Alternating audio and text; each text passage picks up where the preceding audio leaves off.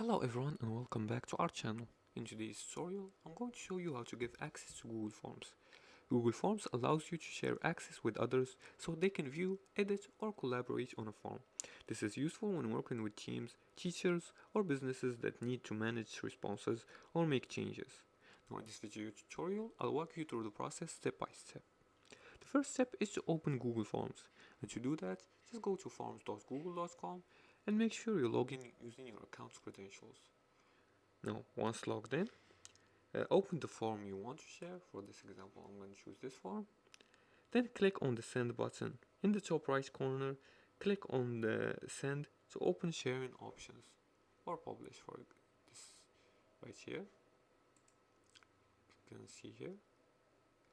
Click on the publish button.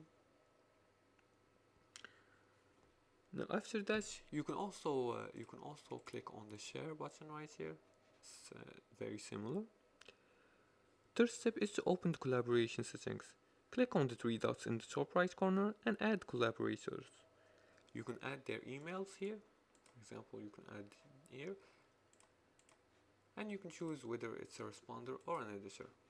For collaborator, choose an editor. Now a sharing window will appear.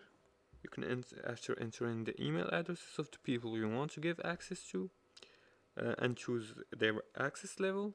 The fifth step is to adjust link sharing. And you can do that by clicking on change under general access to allow anyone with the link to edit or only specific users. For example here, you can restrict it here or anyone with the link. As for the sixth step is to save and share the form, and you can do that by clicking on done, or if you want to share it, after you click on done, make sure you click on publish here and then click on share it and click on the copy responders link, and you can share it via email or chat. Now, giving access to Google Forms allows for team collaboration and shared editing.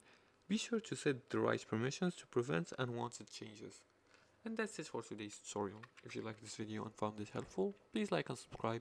Feel free to leave comments below the video if you have further more questions about this topic. Thanks for watching and see you again in the next tutorial.